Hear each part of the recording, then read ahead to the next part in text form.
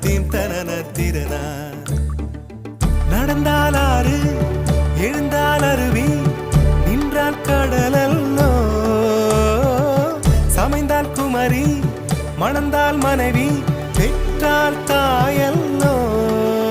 சிறு நதிகளே நதியிடும் கரைகளே கரை தொடும் நுரைகளே நுரைகளில் இவள் முகமே.